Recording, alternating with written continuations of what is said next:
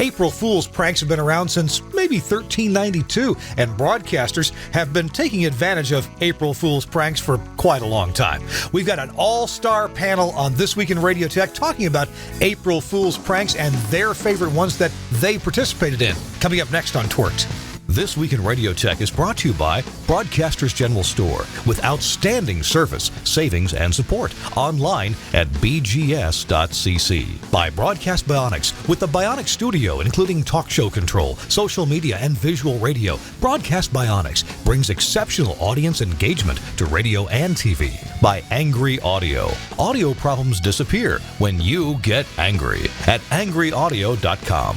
And by Max Connect Wireless, prioritized high-speed internet service designed for transmitter sites and remote broadcasts.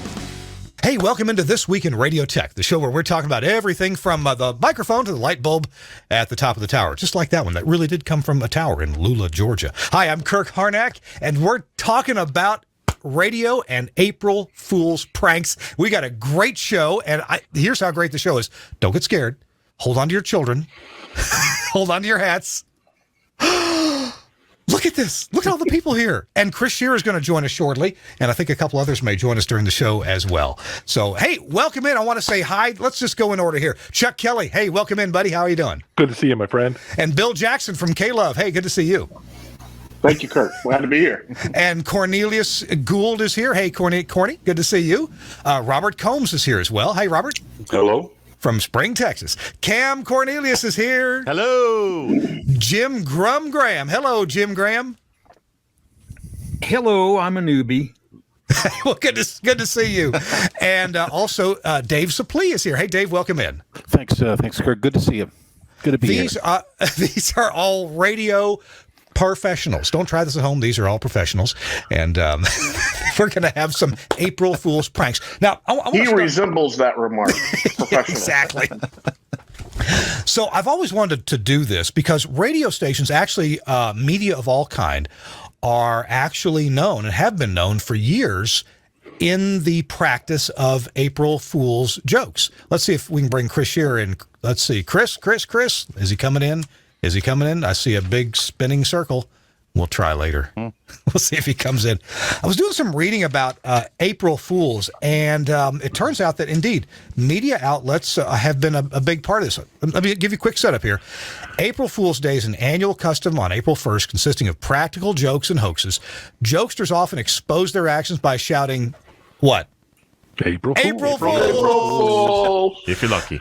Yeah, at the recipient. Mass media, and this is according to Wikipedia, and you know they're always right, mass media can be involved in these pranks, which may be revealed on the following day or maybe the same day. The day is not a public holiday in any country except in Odessa in Ukraine, where the 1st of April is an official city holiday. The custom of setting aside a day for playing harmless pranks upon one's neighbor has been relatively common in the world historically. And as we move through, I've got a couple other April Fool's historical notes to pass along. But we in the broadcasting business are kind of famous for pulling April Fool's jokes, and maybe more so back in the 50s, 60s, 70s, 80s. I don't know if broadcasters still do as much April Fool's jokes for fear of litigation, fear of, the sue-happy, the litigation-happy society that we live in today. Maybe you'll get sued. I don't know. I worked at a radio station in Mount Sterling, Kentucky, where this is before I worked there. The April Fool's joke they chose to do one year was they during the newscast in the morning on April 1st, they said, well, we have this announcement from Southwestern Bell Telephone Company. Southwestern Bell asks everyone to please take your phone off the hook and place it in a nearby trash can because today they're going to be blowing out the lines. Yeah. And so they did this and ran into a problem. About a half hour later, the big switch office in Winchester, Kentucky, calls the radio station and says, what the heck are you guys doing? We've had a fire here at the switch office. the station had a few calls from listeners saying things like, "Yes, my phone's been very scratchy, and will they do this again tomorrow? Because I'm already at work. I can't put my phone in the trash can." So, needless to say, they didn't repeat that particular one. So, hey, we're just kind of going to go in order here. I know that Chuck Kelly has been in radio for about 120 years. More or less. Chuck, you've got a couple of stories. Why don't you tell us your favorite April Fool's joke story? Back in the mid-'70s, I was Charlie K on WLRW in Champaign-Urbana, Illinois, working my way through college as the all-night guy. And we had a newsman, Larry Steyerwalt, that used to come out. I wonder if he's still in the business. I have no idea. He used to come in about 10 minutes before 6. His first newscast was 6 a.m.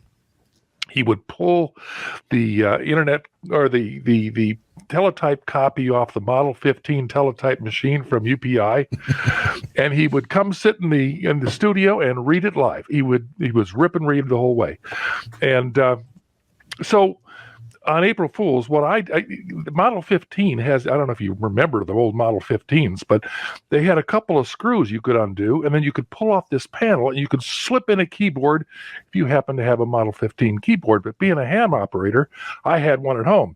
So I slipped it in, and what it does is it interrupts the loop signal and lets the teletype print anything you type. So at the last story in the Illinois News and Brief came on, I got in there and typed one more story.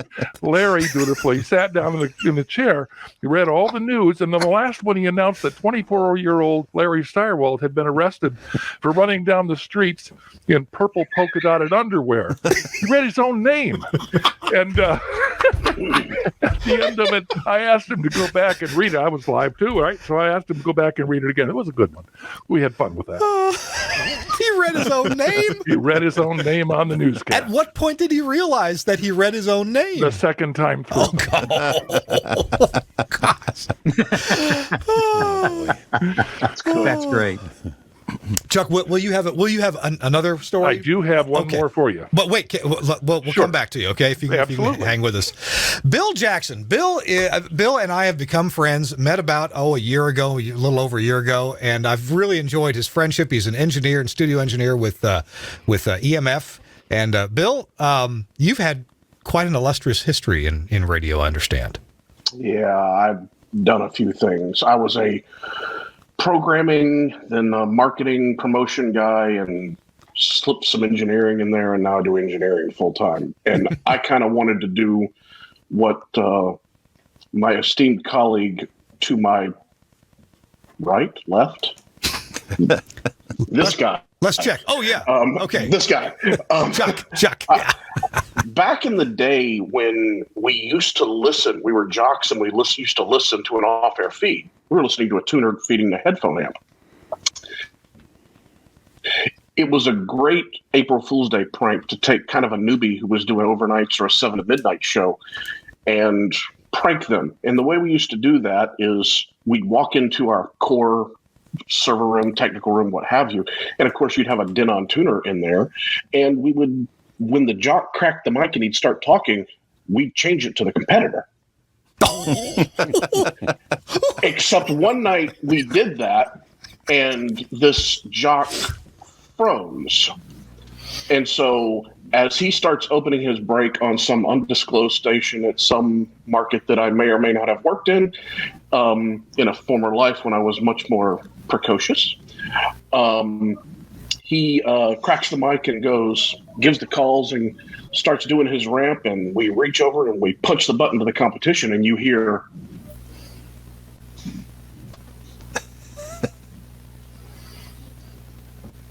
"They're taking over! Call the police! They're taking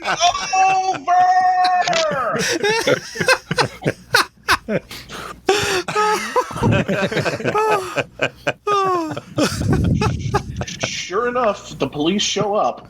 Oh, no. Really? You think it, and it was like, dude, if that ever happens, just take your ear off and keep talking. Oh, gosh. Oh, my goodness. Oh, that's terrible. That Yeah. almost as good a joke would be to insert the program delay that builds out into the headphone feed so that when he opens the mic, it starts building out. Hey, his headphone don't feed. jump ahead. You're stealing my bit. Okay. All right. Let's because I suspect he's got more than one. Bill, thank you. That was awesome. Because I suspect he's got more than one, let's hit up Cam Cornelius. Cam, you've been a figure in the industry for so long, television and radio. Yep. Why don't you tell us what's on your mind here? Well, I mainly do voiceovers for stations now, but back in the day I worked for J-Core at Y107 in Nashville, and we did the Fool's Day parade every year, but I think our favorite was one night a few of the jocks, I'll keep everybody's name out of this because one night one of the jocks put on an extra long cut of a song and had to go to the bathroom. So he went into the bathroom, and when he was in there, we snuck into the engineering closet and slowly faded down the speaker he was hearing in the bathroom. So it sounded like dead air. And you hear him just scream, and he runs out with his underwear around his ankles, hobbling to the studio. And he gets in the studio, and the song's still playing. And then, of course, we're in there like April Fools. But it was it was fairly funny. Just no pants on, just hobbling to as fast as he could do. The penguin walk of shame. That's right. So that was pretty fun. Oh my gosh! Oh, Cam, can we come back to you? Will you have another story for us? Okay, not from my station, but there are some that I recall just from kind of radio history that were kind of like very funny. So. All right, folks, you are watching or listening to This Week in Radio Tech, TWiRT number, 538. I'm not sure that it matters a whole lot. We've got a whole bevy of terrific guests with us, and our show, This Week in Radio Tech, is brought to you in part by our friends at Broadcast Bionic. You stay tuned because we got many more stories to tell. Camera One from Broadcast Bionics, designed to bring video to your audio content, visualizing radio and podcasts for social media. Camera One can automatically create, capture and brand professionally switched video for live streaming or upload, making your production shareable. Control and configure using a web browser on any device. Camera One is available as a 4-camera or 8-camera system using the Blackmagic A10 Mini range, including the A10 Mini Extreme. You can use cameras to suit your studio and your budget. You'll need one camera for a studio wide shot and usually one camera per microphone. A standard multi-channel sound card or IP driver monitors audio from each studio microphone, and we work natively with Axia systems. Ideally, this will be a post-fader feed from each mic, although you can use pre-fade audio or a mic split if that's all you have available. These audio levels are used to intelligently switch the video feed when each contributor is talking. You can also group microphones together into one shot and use the audio from a mixer's aux bus. You can use Camera One's auto switch feature, or disable it and switch using the on-screen buttons or the buttons on the A10. Recordings can automatically start when you tell the system you're on the air. This on-air indication can be linked to your studio's red lights via IP or an Avantec Adam GPIO interface. You can quickly browse all the videos that have been automatically created during your broadcast, download them and post. Camera One is a user-installable system. You'll need a good spec Windows 10 PC, i7 with plenty of storage and 16 gig of RAM. It's better if this machine isn't used for anything else. Remember, you can control the software in a web browser on another device on your network. Camera One, a thrifty way of creating scroll-stopping video from your show or podcast from Broadcast Bionics. Thanks a lot, Broadcast Bionics, for sponsoring This Week in Radio Tech. Really appreciate you. And you can get Broadcast Bionics products in the U.S.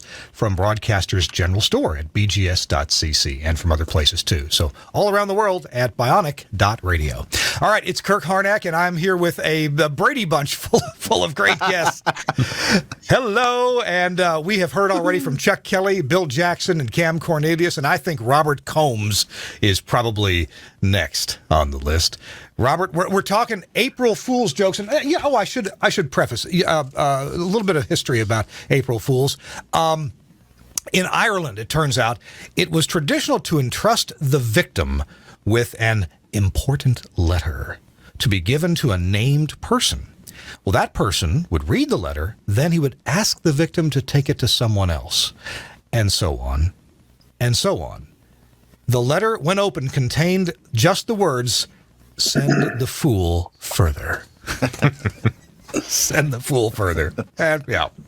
All right, so I guess, it's all around the world. Robert Combs from Spring, Texas. What story do you have about radio and April Fools? Well, one of the, like most engineers back in those days, we started out on the radio doing overnights, as that was where most of us got our start in radio. And of course, doing the overnights, when the PD, who was the morning man, came in every morning, I had a list of duties to do. I had to have his coffee made, his first hour of music pulled off the CDs, the first hour of commercials ready to go, and then I had his CD of comedy bits that I would go, and as soon as he gave me a list of which ones to go card up, I would go card up for his first hour of show. So when he came in that April Fool's, he and his wife had just had a child. So he was getting maybe 2-3 hours of sleep over the past week. So I knew he wasn't going to be very well prepared. Not as he normally was. So when he came in, I had switched out all of the music. I had it in the proper CD case, but I had switched it out with all Christmas music. And so normally he would just look at the log and say, okay, cut 6. And the CD players were right here to his right. And he would just look and go, okay, cut 6, and then hit play.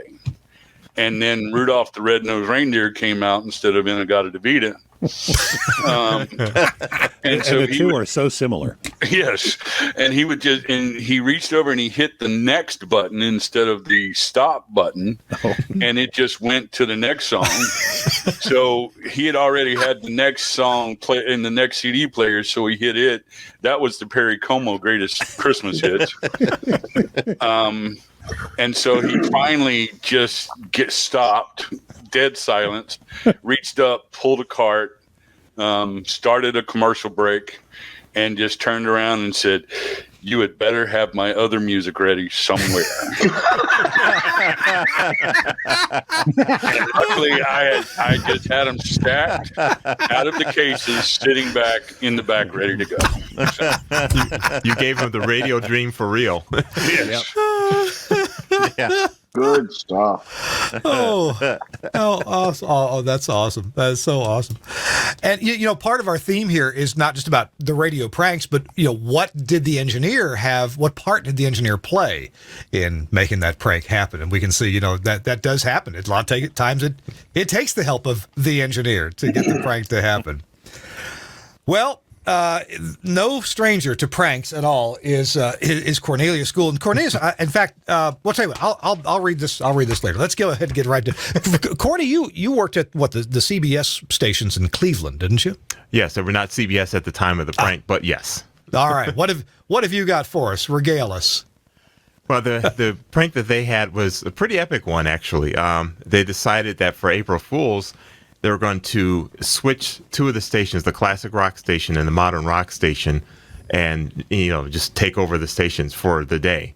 So they had all this production made up and everything as if it was a format flip.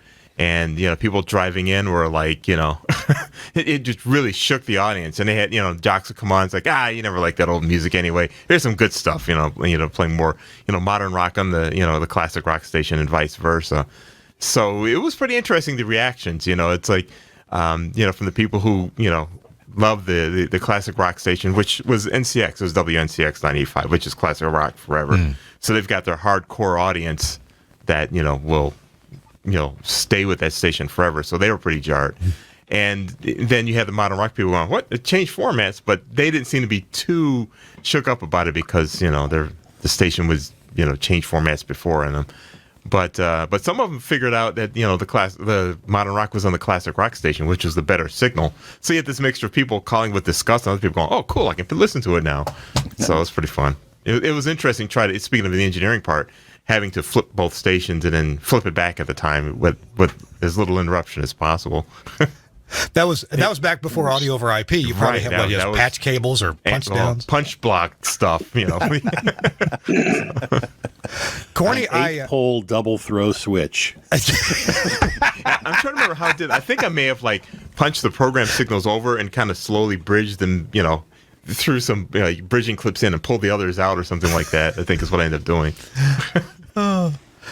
Corny, when I had you full screen here like this, I couldn't help but notice that you have a particular item in your office there, and I have one too. Oh, yes. Yeah, GeForce Junkie. Yes. You got one way back in the back of your office. Way back in the background, yeah. Yeah. What? Why do we like these mugs?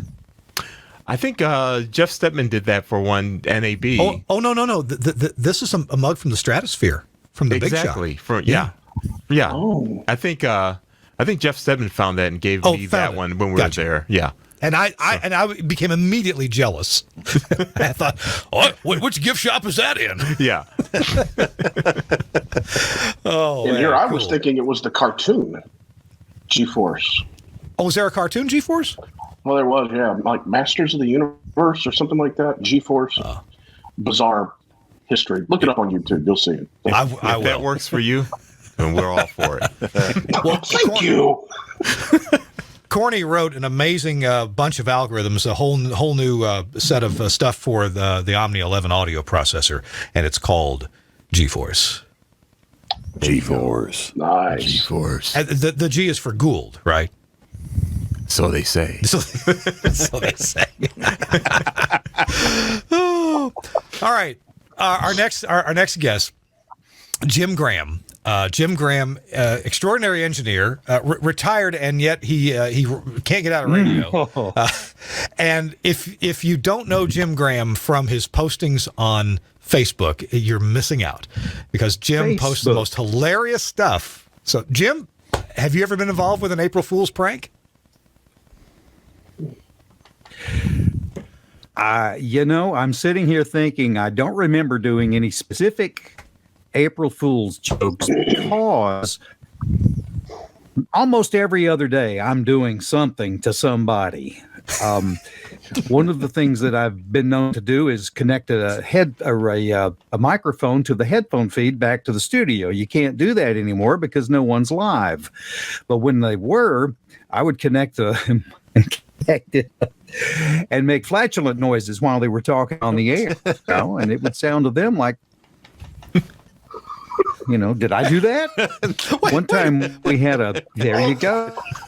Wait, you would hook a remote mic and mix that into the jock only's headphone feed, right? Mm-hmm. Oh my gosh. Correct. Oh, gee. Mm-hmm.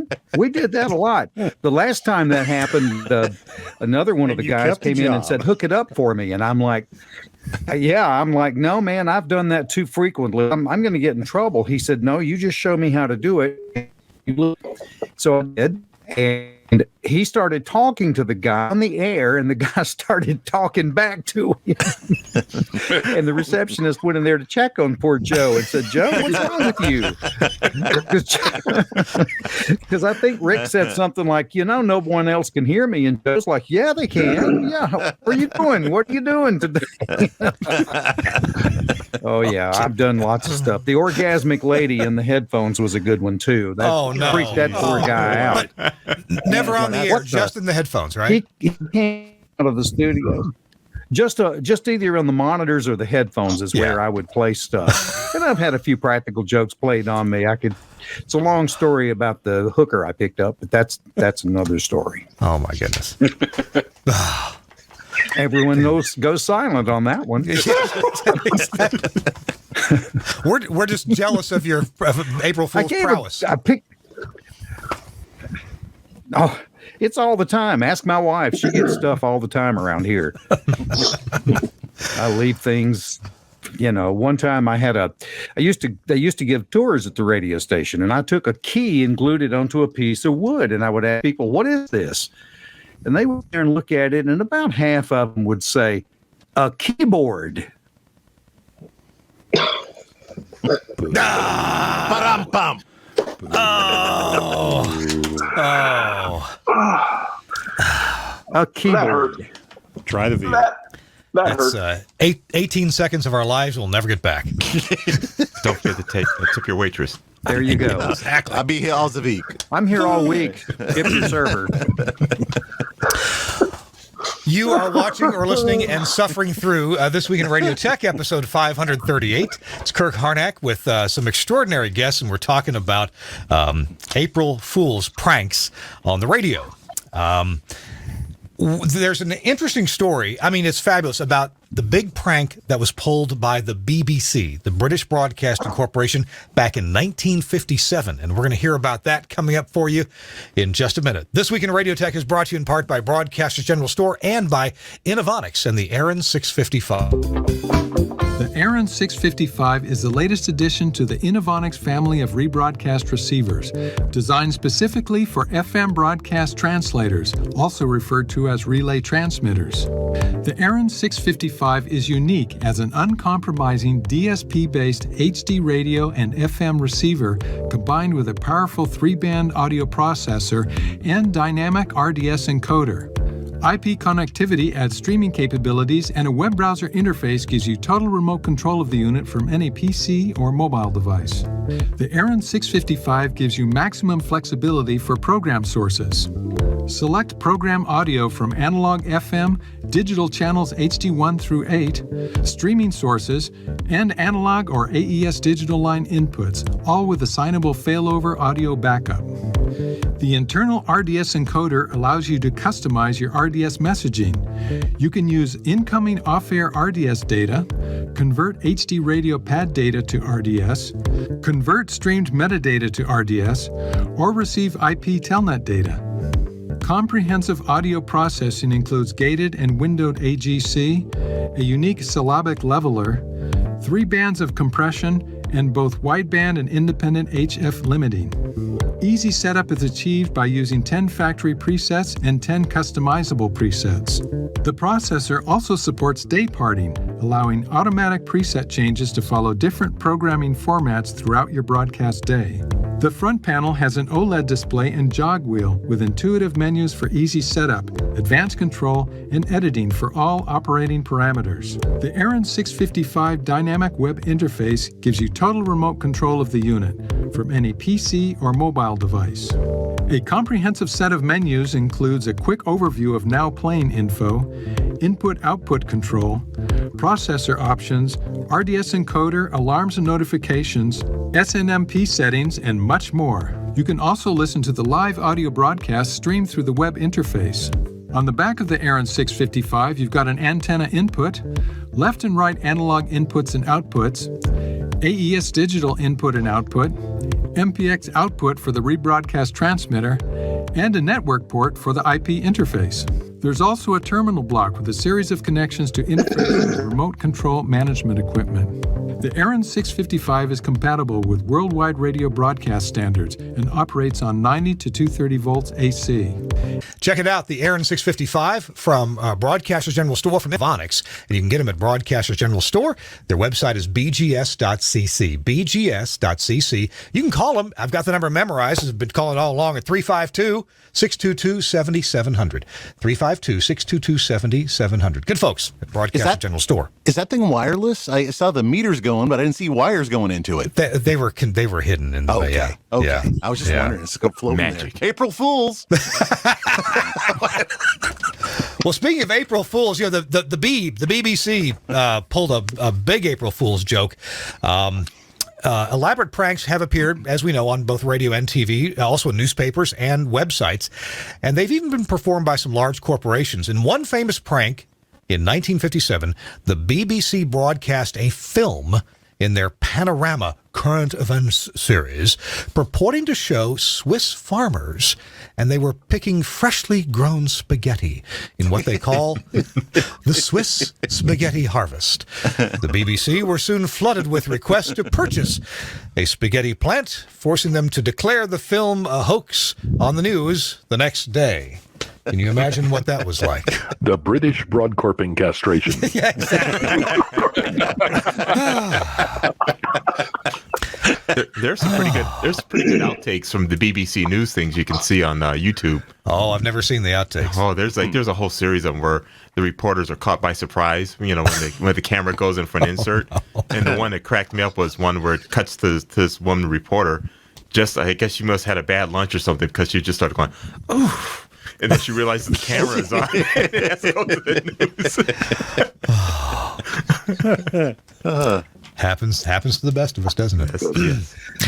Dave Suplee has been all over the country and built studios. And Dave, I'm amazed at all the things I see you doing. And I'm sure you've been involved in an April Fool's prank or two. Tell us what you got. I wasn't involved in this when I was a bystander in this, when I was actually part of the audience.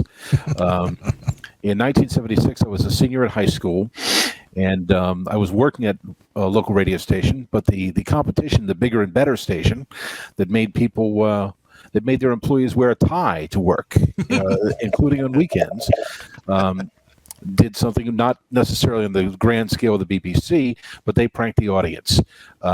They came up with what was later known as the Great Dolphin Hoax of Central Pennsylvania, where they laid it out very well. A week or 2 weeks, about a week and a half ahead of time, they started running stories about some show dolphins, and I went back and researched this after I posted a few things on Facebook about it.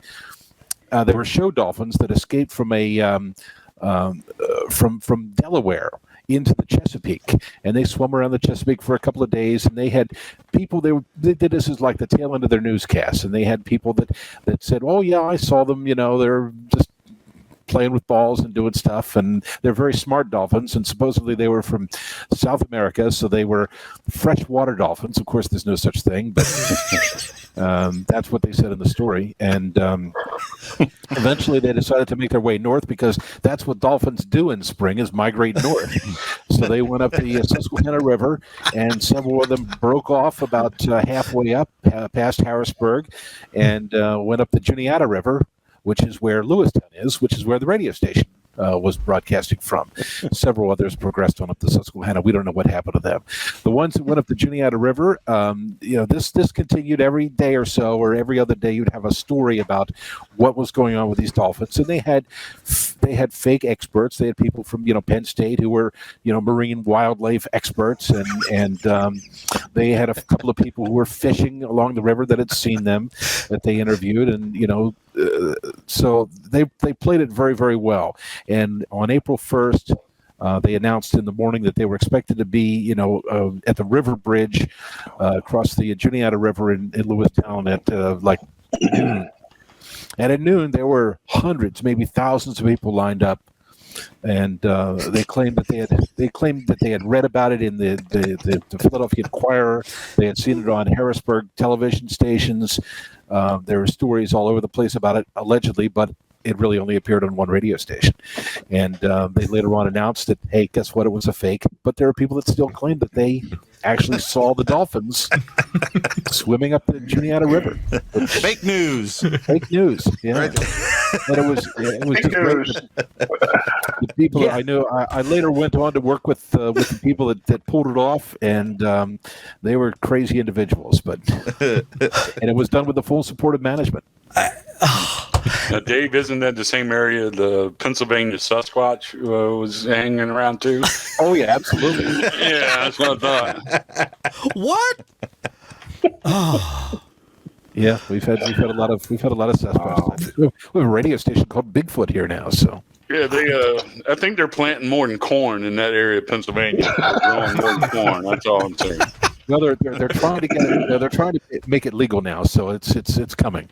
Legal corn. Legal corn, yeah. Kind of corn that makes you feel good. Dave, I'm amazed at the planning that went into start this several days before April Fool's Day. They said they actually planned it out a year ahead of time. Oh my God. They decided that they were next year. Here's what we're going to do, and here's how we're going to do it. And now I can't see any real, legal liabilities and repercussions for that, except for maybe all the people gather to see them somewhere, and somebody, steps on somebody's toe and gets upset. Yeah, you probably couldn't do it today. I mean, it was nobody. Of course, nobody got harmed. No dolphins were injured. Of course, obviously. Your station is dolphin safe. Yes. Yeah, freshwater dolphins, of course. Well, they are more resilient. You know? They really are. No, they can handle the cold up here in central Pennsylvania. I can see that. We do get the rare April ice snowstorm, which they didn't. Fortunately, they didn't have. The weather was good, so no, there was and people took it very well. And they're actually in the local newspaper. They had a picture that they had faked that had dolphins in the river, jumping over the bridge. So everybody kind of took it very well, and it was something that they still remembered in the area today. Oh, that's good. That's good. That's excellent. All right, my sides hurt now. That's a good thing. Kirk is about to blow a side out. Oh my gosh! Well, Chris Shearer, you are next up. I'm sure you've got a story to tell about April Fools. First, I want to thank all these other acts for opening for me tonight. I'm glad everybody could come and join me for my set. The fun thing about going last is I got to go through my list and weed out all the items that have already been mentioned in some way. You actually may not be last. I think there's more than one story, but I get you drift. Last in this round at least. Yeah, this round. Yeah. I will say at the top of the show you mentioned the AT&T blowing the dust and dirt out of the lines. I worked at a station where the engineer did that. It wasn't me. But he sent a memo to the staff saying, come see me to get your plastic bag to put on your phone so the dust doesn't blow everywhere. It'll keep it contained. And there was a mad panic at 5 o'clock, everybody running to his office to get a bag. And he purposely left like at 4:45 that day.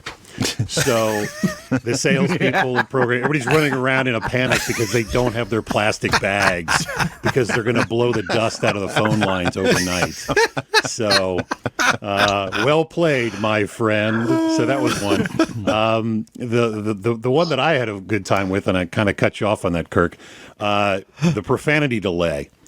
We did that to a guy when I was in Bridgeport, Connecticut. Oh, and this is when they were the newfangled kind that would build delay, and you could build in and build out slowly. Mm-hmm. So it was an AM talk, pseudo talk entertainment, and had the delay in line. And I don't remember if it was just in his headphones or it was on the air feed, but either way, the jock heard it, and we started building the delay. And, of course, we didn't tell him and had it set very slowly. So he starts out with his rap, and he's going along, and everything's fine. And then he starts kind of slowing down and getting slower until we hit the button, and all of a sudden it started catching up, and he said, well, and he got back and kind of tried to brush it off, but didn't know what happened. And then we waited a minute or two, and we hit the button again, and the whole process repeated. I don't think we pushed him a third time because by then he had gotten to a commercial break. So we went in the studio to check on him, and of course, three engineers walk in with a big grin. What do you think's going on, right? And he just looks at us and he just says, I thought I was having a heart attack. Don't ever do that again. We're like, well, the joke's been had. We can't do it again. You'll know what's happening. So, fun at his expense and a little bit of listener confusion as to what the hell is he on? But quite the good time. I'll throw out a couple others real quick that aren't really stories. Corny mentioned the format swap. I think a lot of stations have pulled that one over the years. Mm-hmm. And there was the other one. Do you remember the silly jingles for the EAS or the EBS tests? Oh, yeah, the Stevens and Gridnick jingles. Yeah, and I heard a few. They're a bunch on YouTube, I found, but it's just pretty funny to say, this is a test of the emergency broadcast system, So those are Keep going. Too. Oh, the good old days. If I recall, the FCC did not like that. Yeah, they rewrote the rules for EAS, said that it must be spoken. I recall he didn't like it. Mm-hmm. Wow. Thanks, Chris. That's awesome. I wonder if we could play. Well, I don't know. It's just not as fun today anymore, is it? There's still some live shows. There's still some good live shows, but I don't know what you can do. Everybody's so serious now. Yeah. All our bits are pre-vetted. Chuck Kelly. The bits are pre-vetted. When I first started working at Telos, we had phone systems, and there was a button on the phone that had like some characters on it, like an ampersand, then an octothorpe, the pound sign, and exclamation. So you put that was to connect to your profanity delay. That was the dump button, and I always thought, well, what that should do, that shouldn't just dump the audio. That should actually insert some pre-vetted profanity. Some lawyer-approved profanity. Or, gosh darn it! Fiddlesticks. Chuck, I think you had another story. We got a few more minutes, so we want to hear your second story. Well, I was going to build on what Chris said. I've got another story too, but I'm going to build on what Chris said. A similar story, also made possible by our friends at Eventide. One of the very first, as I've been told the story, one of the very first harmonizers was shipped to a station in Chicago where a friend of mine was chief engineer.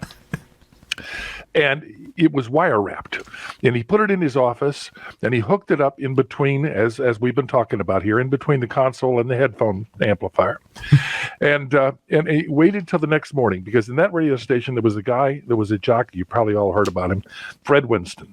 Winston had a voice that was a basso profundo voice. I mean, it just resonated all over the place, and he would do a 10-minute bit at the end of his show every morning. And the engineer waited until the very end of the show, and then ever so slowly brought the pitch up. Nobody knew anything about real-time pitch change in those days. The only way to do it was a tape player, right? And Fred's voice reduced, went lower in pitch to compensate. And pretty soon the windows in the studio are going in and out like this. So Fred heard his voice higher, and so he lowered it some more. And he could compensate the heck out of it. The story that I experienced or caused was back at this station in Illinois. Was actually an FM and an AM daytimer. And on Friday nights, as the all-night jock working from 10 a.m. to 6 a.m., oftentimes a number of friends from the community would come over, sit in the studio and shoot the shit and all that kind of stuff. And eventually some of them would go off into the AM studio, listen to the FM air sound on the console there, and sit and talk among themselves. Well, one of the people that was there was a young lady by the name of Susan. She was known very much as she had a very good reputation, a very prudish reputation, I might say. And she was sitting on her boyfriend's lap in the AM studio. Well, at the end of a song, I started 2 songs on 2 turntables, one long song, normally used for going to the bathroom, and one short song, which I then switched to the audition channel and fed the speaker in that other studio.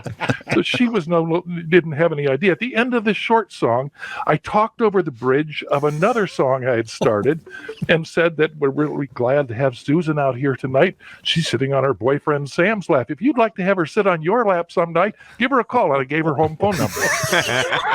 There was an eruption in the other studio. No. Oh, no. Oh, my God. Wow.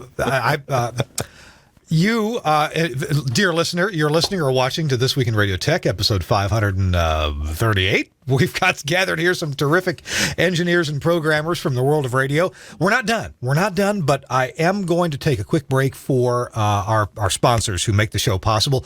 And we're going to have a longer than usual last segment because I think we got a few more stories to tell with these terrific engineers and programmers that are here. So we're going to take a quick break. And I'm going to tell you about if you've got some hilarious audio that is stuck on your phone and you want to put it on the air, this box will do it for you. This box right here is the Angry Audio Bluetooth audio gadget. The Bluetooth audio gadget, you put it in your studio, even if it's a small studio, even if your only audio console is one of those Rodecaster Pros, or maybe it's a Mackie or a Behringer console. It doesn't have to be a big console. This has your outputs on it right here. And it's got an input on it, too. This connects with Bluetooth to your phone. You pair it up with this little button right here. Listen. Yep, it's a spring-loaded button. You pair it up with your phone. And, hey, multiple users. If you've got different people in the studio, multiple people can have their phone paired with this. So when you walk in, you turn on your Bluetooth, you connect up your phone to this, and you can do a couple of different things. You can carry on a phone conversation and put that on the air. You put your phone, your cell phone, and this becomes like your phone hybrid. And so you can send a mix minus back to the caller through the Bluetooth audio gadget, and you can get the caller in the best quality possible on the air. The other thing, though, is let's say you have an interview recorded on your phone, or you have some music on your phone. No problem. You can just pair it up. It'll play audio from your phone into this wirelessly, and then put that into your audio console. It is an awesome device. And by the way, if you do want to wire, if you got a little tip ring sleeve connector for your phone, you can use a cable and hook it right into this too. So you don't have to use Bluetooth if you want to do it some other way. This makes a great interface. It balances the audio from unbalanced to balanced, and will get you a great connection from your phone to your audio console. Check it out. Angry Audio is the website, angryaudio.com. And besides this product, they've got lots of cool things. In fact, our friend Bill Jackson on the show here today, he just put in some cool things from Angry Audio in his new studios in Franklin, Tennessee.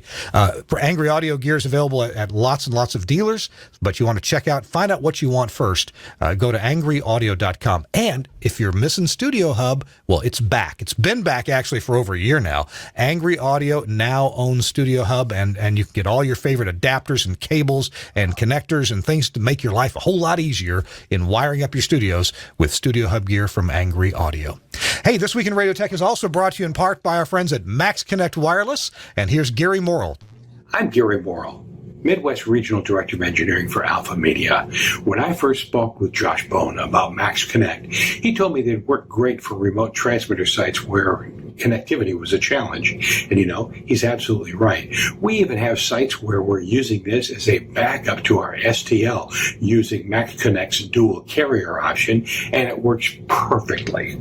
We also have times where we need to be able to get out to a venue where it's kind of challenging because everybody and his brother is trying to stream video at the same time, like at a big sporting event. And you know what? Our data gets through every time because it's prioritized packet data. It works for us. It'll work for you. Max Connect. Check it out. That's so cool. Max Connect Wireless, the website, maxconnectwireless.com. Yeah, I know it's a lot to type, and it's also a lot to spell funny. So you can use the link in the show notes. So if you're watching this on YouTube, there's a link down below. If you're watching this on my website, thisweekinradiotech.com, click the link and get yourself a Max Connect Wireless. They really do work. They have saved my bacon a couple of times. All righty, we are talking about funny things and April Fools and pranks, and broadcasters have been involved with pranks for a long time. Cam Cornelius, you have just been around the world with acting on stage and screen and voice and so forth. Don't forget radio imaging. Imaging, Come absolutely, on, that's absolutely. It, yes. The go-to. Yeah, you've done some things for Broadway, I believe. Miss Maisel or something? Yeah, and Marvelous Mrs. Maisel. I've worked with them, and done a whole lot of voices for all kinds of things all over the world.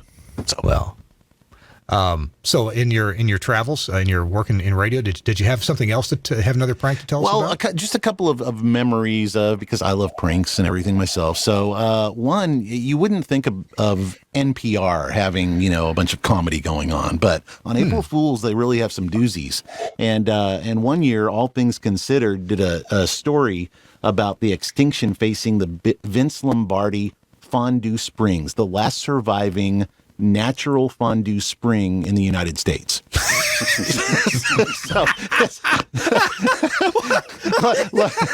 Located in... I'm kind of hungry now. Located in Wisconsin's fondue country. Of course it was. So it's basically, they said for years the springs have been a point of pilgrimage for cheese enthusiasts. Is this anywhere near Fond du Lac? Fond du Lac. And basically, the fondue pocket was reducing. And if steps weren't taken, they warned the cheese would soon be gone. So, oh no, no more cheese curds. That was a favorite. And another one was, and you're talking about kind of the litigation and how society is now. Yeah. And this was back in 2013 in Florida. A morning show did a whole big thing on people to be careful around their faucets, because faucets around the city were emitting dihydrogen monoxide. Oh no! Oh, and it actually scared a bunch of people, and the morning show got suspended. And the DA looked into it. The DA was going to press charges, and they did nothing. They did nothing but tell the truth. Right. But so be careful. Dihydrogen monoxide's coming out of faucets all over the city. Get you. Wasn't that the case that started the FCC and cracking down on these? They did, because they're like, don't mess with what was it? Don't mess with water supply, food supply, and whatever. There's all kinds of rules now not to. Yeah, not I think to mess it came from that case in Florida. Yeah, that was a big one. Wow. So as we went through the show, I know it was Chuck and Cam that said they had another story. If you got something else, raise your hand. We'll okay, Chris Shearer, we'll jump to you, and Bill, we'll get to you next. So Chris, take it away. So the timing on this one wasn't. I don't think it was actually at April Fool's, but it definitely would have applied well. Think back, remember if you will, when sound cards were the new thing. We all had PCs, and adding a sound card was a big deal. I had a program director whose last name was Newman, so he had to have a sound card. Had to have one of the first in the station. And I have a visitor. My cat is behind me now. Hi, buddy. Kitty cat. So he was leaning on me. I got to have a sound card. All right, fine. So got a hold of one, put it in, installed it and everything. Well, I thought, with all the grief he was giving me about how big of a deal he had to have the sound card, what can I do to him? So I went out and I found snippets from the Seinfeld show of every instance of a character greeting Newman on the show. So I had, I don't know how many clips of "Hello, Newman," in all sorts of variations. And I strung them together in probably the longest Windows opening sound you have ever heard. But I didn't stop there. I made every one of his system sounds that WAV file. It probably took about 2 minutes to play. Oh, wow. So, and of course, he had to have the sound card hooked into the stereo in his office. So when I was done in the evening, after hours, I plugged it in and I turned the stereo up at a pretty good volume and left it. So first thing in the morning, and I made sure I got in early that morning, I'm hearing him rummaging around in his office a little bit, and I'm hearing click, and I'm like, okay, here it comes. And sure enough, in the whole station you hear, "Hello, Newman, Newman." Just on and on and on. And bit of a time delay, and then he started laughing. And then it kept going, and he stopped laughing. And he finally came into my office and asked when it was going to stop. And that's about the time it did. And we all had a good chuckle about it. So, of course, then he went into his office and he opened email, and it started again. So, remind me not to piss you off, Chris. That's right. Yeah. Oh man! Speaking of sound cards, check out this My for your kind of joke. spot. That's a big daddy. Isn't that great? New piece of equipment here. The Sound Blaster Pro. That might have been the thing that I installed, actually. Is that mono or stereo? It's stereo. Wow. A whole 32K. Back in the early 90s, could I tell one here? Please do. Okay, back in the early 90s, we had an AM FM. We were simulcasting, but I had a studio set up so you could split programming on the AM from the FM. And we had a morning show guy who had a habit of running into the production room and recording his flatulence. And so he would then put it on a cart, and I found the cart and go into the extra studio during lunch. We tune the radio in the break room, the AM station, and I would play the flatulence noise at certain breaks on the air on the AM. And I said, well, if somebody calls and asks, what was that noise? You just tell them, well, it must have been a power line or something, you know. So had the girls in the break room just dying laughing. It was on the air. Oh, my goodness. Oh, we're such a bunch of juveniles, aren't we? Yes. Bill Jackson, I think you had something to say about this. It's fun if you can get your competition unknowingly to pull an April Fool's Day joke. Ooh. So okay, thanks for that. I am not. I cannot admit any guilt to this prank. Of course, nor can I describe the market that it went to. And by the way, the views expressed by this panel are not necessarily the attitude of Educational Media Foundation, KLOVE Air1, or any subsidiaries. But in a former life, when I was not so nice, and in programming, one of our competition in a very competitive market decided that around a parade that was supposed to be held on April Fool's Day, that the week prior they would promote that they would be throwing out Easter eggs, and inside of the Easter eggs would be various prizes, including the fact that you could win $109.60 for Magic 109.6. That got me thinking, I can buy Easter eggs. I have a printer. It's a parade. Oh, no. I know people. And we printed these little slips inside of it that said, congratulations, you've won $109.60 from Magic 109.6. Please show up at our office to win such and such, blah, blah, blah. And then down at the bottom, in the smallest font possible, April Fool joke. But you could barely read it. And so we know people, and there were lots of floats that had over 2,000 of these eggs that they threw out. Oh, no. Oh, wow. Yeah. Oh, with friends like you, who needs enemies? Right. Wow. You're a bad man, Bill Jackson. What was the reaction from 109.6? Whatever it was. That they weren't happy. Oh. Just a hunch. Well, what was funny is because it forced them, with those people that showed up to claim the $109.60, it forced them to read the slip and then have to tell them, but it's an April Fool's Day prank. So they're unknowingly having the April Fool's Day prank. And Yeah. we're only sitting back And it looked going, like they did it. Yeah. Wow. It's like the station that had a promotion to give away a toy Yoda. Yeah. Toy Yoda. I would have loved being in the car when everybody was trying to find 109.6. So I think the names were changed to protect the innocent. So. Yes. Have you Don't ever want to let anybody know what market that was. That's that. I understand. Yeah. But I don't recall my potential role in that or anything of the sort.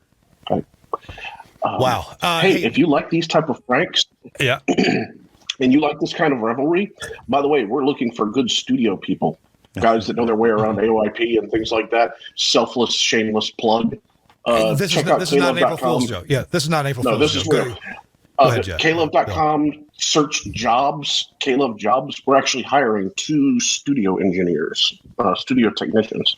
So if you need something, you want to hang with some cool people and do some really innovative things, check it out. Let us know. We'd love to talk to you. Hey, Bill, I'll put that link in the show notes as well. Hey, thank you. Okay. Hey, we just got a couple more minutes. Who's got a follow-up story? Anybody want to raise your hand? No? I'm looking through my notes here. Nope, covered it. The fact that he took I guess notes for I've won this. this. It actually wasn't a prank. It was a prank on me. It was All right, Chris. I was working in Miami, Florida. WVCG AM, the voice of Coral Gables. We had a 50,000 watt signal that covered the fishes just great. The program was all brokered program time, so it went from a klezmer music hour to a Spanish talk show to a Haitian Creole medical show. I mean, it was all over the place, back to back. It was really freshwater or saltwater fishes, Chris? Well, there were no dolphins harmed. I know that. Okay, So, very good. so anyway, I'm a board op. This is early in my career, and one show goes out. I think it might have been the klezmer music show, and in comes this Haitian doctor who has a health talk show, and it's all in Haitian Creole, and I'm the guy from Cincinnati. I took German in school, so I was great on the klezmer hour. I understood all the Yiddish jokes. I got nothing on the French department. So they sit down in the studio, and he opens his show, and it's the same formula every time. You play their opening music cart. He says hello, and then he gives you the signal, which is play my commercial. And of course, it was one cart with 17 different spots for other doctors. Well, he comes in, he sits down, and he's talking, and I'm, getting things together, and I have the commercial cart plugged in the machine, and he says his opening bit, and he sits back in his chair, and he gives me the cue. So I hit the button, and the look of horror in all their faces was, it puzzled me, and I'm alone in the control room, and they're on the talk studio, which, while we face each other, of course, it's, 1,000 yards to get around the building to get into me with no talk back. And I'm like, what's going on? They're staring at me like I just shot somebody, right? And the show, one of the producers comes hustling around, probably the biggest person on the team as well. So I heard him coming too. Busts into the door and just yells, turn it off, turn it off, turn it off. And I'm okay. So I pot everything down. And so now there's dead air. And she says, turn his mic on. Or he says, turn his mic on. So I turn his mic back on, and he says something again, and I didn't understand it. Only this time when he finishes, he's looking me dead in the eye, and he finishes talking, and he just leans back and crosses his arms, and he doesn't take his eyes off me. And so I'm sitting there, and I look at the big guy next to me, and I look at him, and I, what's going on? And the big guy says, his colleague died last week, and he was paying an homage, and he asked for a moment of silence, and you played a commercial. Oh, God, really? Well, sorry, but you didn't tell me. I didn't know. To top it off, the commercial I played was for the guy who died. So I know this isn't really a funny prank. It was kind of funny at the time, kind of very embarrassing. One of those situations of, I guess I'm done in radio. But 50,000 watt signal over the water. Who's going to hear it anyway, right? Well, to end on a light note. So, I know. I realized I probably should have saved that for the very end of the show. Hey, it's the Casey Kasem bit. Who sends me this thing about their dead dog? Well, Chris, like you said, the joke was on you. Yep, very much so. Thanks for taking one for the team here, the comedy team. We got to go. This has been a great pleasure to be with you guys, and I guess once every 7 years on This Week in Radio Tech, we'll the show will land on the show will land on April Fool's Day. Careful, something like that. Mm-hmm. Careful, dump button. Oh, this has been great. Hey, thanks you all for joining us. So we got Chuck Kelly. Thank you, sir. Appreciate you being with us. Jim Graham. Hello, Jim Graham. Bill Jackson. Peace to you. Bill Jackson from KLOVE. Robert Combs. Thanks for being here. Chris Shearer. Appreciate you. Cornelius Gould. Thanks for being here, buddy. Dave Suplee. And finally, Cam Cornelius. Thank you all. VoiceOverDude.com. VoiceOverDude.com. I'll put you in the show notes. All right. Okay. All right. You guys take care. We're going to see you next week on This Week in Radio Tech. Bye-bye.